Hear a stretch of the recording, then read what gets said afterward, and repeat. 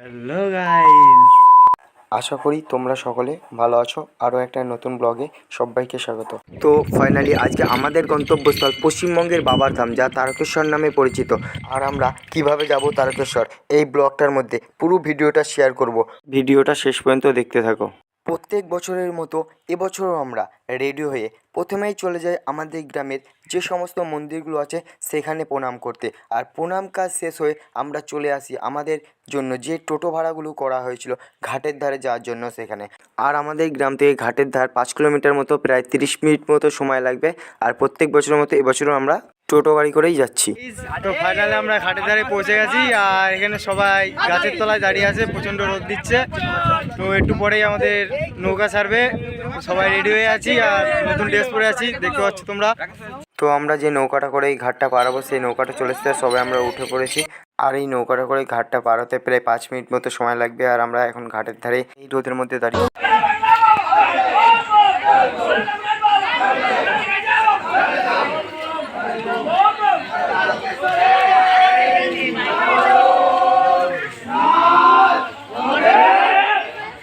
তো গাইজ ঘাটটা পার হয়ে এখন আবার আমাদের হেঁটে হেঁটে যেতে হচ্ছে টোটো ধরার জন্য সামনে। আর এখান থেকে টাকা মিটিয়ে চলে গেলাম আমরা। আমরা বাড়ি থেকে উঠে ঘাটের ধার থেকে নেবে আবার স্টেশনে যাব। এখান থেকে 3 কিলোমিটার মতো, সব আবার টোটো ভাড়া হচ্ছে 10 টাকা করে নেবে। তো এখন স্টেশনে যাচ্ছি, তো তোমরা ব্লগটা দেখতে থাকো। অলরেডি গাইজ এখন আমরা ধাত্রীগ্রাম স্টেশনে দাঁড়িয়ে আছি। আর অনেকে আমরা চলে এসেছি। আর একটা টোটো খুব লেট করছে ওদের আসতে, আর ট্রেন চলে এসেছে। আর এখন আমরা উঠবো কি উঠবো না সেই নিয়ে এখন চিন্তায় আছি। আর ওরা এখন দেখি আসতে পারে কিনা ট্রেন আসার আগে আগে। আর ফাইনালি গাইজ কী বলবো, ট্রেন স্টেশনে ঢুকে গেছে। আর ওরা চিৎকার করছে যে এখানে আয়, কারণ ওরা নেমে পড়েছে টোটো থেকে। এখানে কোন কামরায় উঠবো ওরা দেখতে পাবে না, সবাই এক জায়গায় উঠলে ভালো হয় এই আর কি। তো ট্রেন আসার আগে আগে আমরা সঙ্গে সঙ্গে সবাই উঠে পড়লাম, কারণ ট্রেন না পেতেও পারি পড়ে। তো সবাই একসঙ্গে দেখা যাক, সবাই দৌড়ি করছি কারণ কোন কামরায় উঠবো। আর একটা কামরা খাওয়া পেয়ে গেলাম ভ্যানটাতে এখানে উঠে। আর আমরা যে কামরায় উঠেছিলাম দেখলাম আরও একজন ওরা উঠেছে। আর খুব সুন্দর একটা শিব মূর্তি তৈরি করেছে, আর সবাই গান করছিল। আর আমি দেখতে যাচ্ছিলাম যে সবাই উঠেছে কিনা ট্রেনে। হ্যাঁ, তারপর দেখি সবাই উঠেছে। আর ওখানে সবাই মিলে দেখি গান টান করছিলাম আমরাও। আর এখানে দেখি সবাই খাবার দাবার কিনছে, খাওয়া দাওয়া করছে। তো ট্রেনের ভেতরে খুব এনজয় হচ্ছিলো, বেশ ভালোই লাগছিলো। তো আমরা 12টা 15-র সময় ট্রেন ধরেছিলাম ধাত্রীগ্রাম স্টেশন থেকে। আর এখন 1টা 45 বাজে, নামলাম ব্যান্ডেল স্টেশনে। আর এই ব্যান্ডেল স্টেশন থেকে হাওড়া ট্রেন ধরতে হবে। আর সেখান থেকে গিয়ে আমরা শেওড়াফুলি। আর এইখান দিয়ে সবাই পার হচ্ছিলো, তো আমরাও তাড়াতাড়ি করে এই জায়গাটা দিয়ে পার হয়ে চলে গেলাম। ওইদিকে 5 নম্বরে আমাদের ট্রেন ঢুকেছে, তো আমরা এখন ওখানেই যাচ্ছি। আর এই ব্যান্ডেল স্টেশন থেকে 2টোর সময় ট্রেনটা ছাড়বে। আর প্রচণ্ড পরিমাণে ভিড় হয়েছে। আর এই ট্রেনটায় বেশিরভাগ তারকেশ্বর যাত্রী হচ্ছে। আর আমরা সবাই একটা কামরা তুললাম। আর তোমরা ব্লগটা শেষ পর্যন্ত দেখতে থাকো। তো এখন বাজে 2:30। আর আমরা প্রায় 2 ঘন্টা 15 মিনিট ট্রেন জার্নি করার পরে এখন আসলাম শেওড়াফুলি স্টেশনে। আর শেওড়াফুলি স্টেশনে প্রচণ্ড পরিমাণে ভিড় হয়েছে। আর সেই ভিউটাও এখনই তোমাদের দেখাবো, আস্তে আস্তে গেছে দেখাচ্ছি তোমাদের। বিগত কয়েক বছরের তুলনায় এই বছর শেওড়াফুলি স্টেশনে প্রচণ্ড পরিমাণে ভিড় হয়েছে, মানে প্রচুর পরিমাণে। আর সামনেই হচ্ছে ঘাট, আর এখানেই মানুষ নামবে, কারণ স্টেশন থেকে খুবই অল্প হাঁটতে। আর এখানে অনেক জিনিসপত্র কেনা যায়, যেসব জিনিসপত্র লাগে। আর স্টেশনের পাশে আছে অনেক হোটেল, এখান থেকে খাওয়া দাওয়া করে রেস্ট নিয়ে চলে যেতে হবে জল তুলতে ঘাটের ধারে একেবারে। তো ফাইনালি গাইজ তোমরা এই গেটটা থেকে বুঝতেই পারছো, এটা নিমাইতীর্থ ঘাটের গেট। আর রাস্তার মাঝখানে একটা ব্যারিকেড করে দিয়েছে। একদিকে ভক্তরা জল তুলে তারকেশ্বর উদ্দেশ্যে রওনা দিয়েছে, আর একদিকে ভক্তরা নিমাইতীর্থ ঘাটে জল তুলতে যাচ্ছে। আর এইখান থেকে বাঘ পুজো করে তারকেশ্বরের উদ্দেশ্যে রওনা দিতে হবে পায়ে হেঁটে প্রায় 36 কিলোমিটার। আর রাস্তার চারিদিকে অনেক দোকান আছে, আর যার যেসব জিনিসগুলো লাগছে সবাই কিনে নিচ্ছে। আর এই ঘাটের ধারে আসছে স্নান করতে। আর প্রচণ্ড পরিমাণে ভিড় হয়েছে, তোমরা শুধু ভিউটা দেখে নাও যে কী পরিমাণে ভিড় হয়েছে। আর যত সময় যাবে তত পরিমাণে ভিড় বাড়তে থাকবে। আর রাস্তায় তো প্রচণ্ড পরিমাণে ভিড় হবে। এই ঘাটের ধারে যদি এত ভিড় হয় তোমরা বুঝতেই পারছো রাস্তায় কী পরিমাণে ভিড় হবে। তো এই নিমাইতীর্থ ঘাট থেকে শুরু হবে তারকেশ্বরের যাত্রা। বাবা তারকনাথ মন্দিরে পৌঁছানোর আগে 3টে মন্দির পড়বে। সবার প্রথমে ডাকাতকালী মন্দির, তারপর কাশী বিশ্বনাথ, তারপরে লোকনাথ মন্দির, তারপর তারকেশ্বর ধাম। তো গাইজ এখন 4:45 মতো বাজে। আর আমরা চলে এসেছি ঘাটের ধারে। এখন এখান থেকে স্নান করে গঙ্গার জল তুলে বাঁক পুজো দেওয়ার পরে এখান থেকে সবাই একসাথে মিলে বের হবো তারকেশ্বরের উদ্দেশ্যে।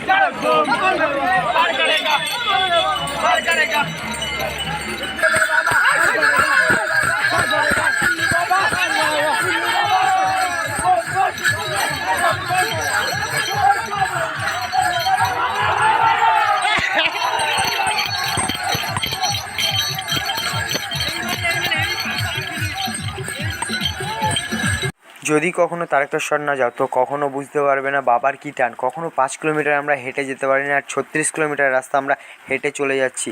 এখন বাজে 7:30 আর আমরা 5টার সময় জল তুলেছিলাম আর সবাই একসাথে হেঁটে আসলাম। আর এখান থেকে 22 কিলোমিটার বাকি আছে। আর প্রথমে আমরা পেরিয়ে এসেছি ডাকাতকালী মন্দির, এরপরে পড়বে কাশী বিশ্বনাথ। তো আমাদের এখান থেকে অনেক হেঁটে যেতে হবে আর এই ব্রিজটায় প্রচণ্ড পরিমাণে ভিড় হয়। আর এখন তো খুবই সুন্দর লাগছে ব্রিজটাকে।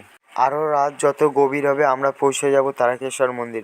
আর যে সকল পুণ্যার্থীরা তারকেশ্বরে জল নিয়ে যাচ্ছে সব রকম পরিষেবা দেওয়া হচ্ছে, কোথাও খাবার, অসুস্থ হলে ডাক্তার আছে, আর সারা রাস্তা জুড়ে এইভাবে খাবার দেওয়া হয়। তো এখন আমরা আছি কাশী বিশ্বনাথ মন্দিরের সামনে আর এখন 9:30 মতো বাজে। আর সবাই একসাথে আবার তারকেশ্বরের উদ্দেশ্যে রওনা দেবো।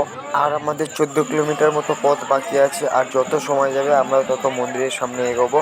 আর রাত্রির সময়ের সঙ্গে আরও ভিড় বাড়তে চলেছে। আর আমরা প্রায় তারকেশ্বরের গেটের কাছে পৌঁছে গেছি। আর এখান থেকে আমাদের 8 কিলোমিটার রাস্তা বাকি আছে।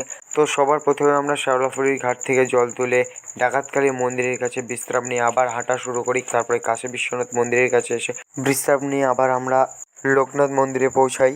তারপরে আমরা চলে যাই বাবা তারকনাথের মন্দিরের সামনে। তো ফাইনালি গাইস প্রায় সকাল হতে চলেছে আর আমরা এখন হেঁটে হেঁটে যাচ্ছি বাবা লোকনাথ মন্দিরের সামনে। আর রাস্তায় এখনও ভিড় আছে আর স্লোগান দিতে দিতে আমরা চলে যাচ্ছি তারকনাথ মন্দিরের কাছে। আর প্রথমে লোকনাথ মন্দিরে জল ঢালা হয়ে গেলে তারপর আমরা যাবো তারকনাথে। আর ফাইনালি গাইস পুরো সকাল হয়ে গেছে আর রাস্তা দিয়ে প্রচুর মানুষের এখন ভিড় হয়েছে আর আমরা হেঁটে হেঁটে যাচ্ছি। তো অনেকটা রাস্তা পৌঁছেই গেছে প্রায়।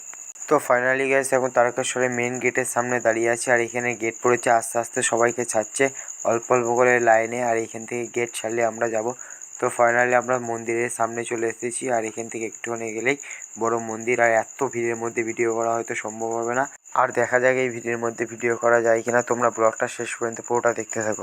তো অলরেডি গাইস আমাদের পুজো দেওয়ার কাজ সম্পূর্ণ হয়েছে আর আমরা হেঁটে আসলাম বাস স্ট্যান্ডে। আর এখান থেকে বাড়ির জন্য জিনিসপত্র কিনবো, প্রসাদ, আরও যা ছোটো ছোটো ভাই বোনরা আছে তাদের জন্য জিনিসপত্র কিনবো। আর এখান থেকে বাসে এবার বাড়ি যাব। তো এখন আমরা আছি তারকেশ্বর বাস স্ট্যান্ডে আর এখান থেকে বাস ধরে যাব আমরা পূর্ব বর্ধমানে নামবো। আর এই তারকেশ্বরের বাস স্ট্যান্ডে প্রচণ্ড পরিমাণে ভিড় হয়েছে আর এখানে এসে সব বাস দাঁড়ায় আর এখান থেকেই বাস ছাড়ে। আর সারা রাস্তায় পুরো জাম লেগে গিয়েছে আর পুরোপুরি কী পরিমাণে জাম হয়েছে তোমরা দেখতে থাকো।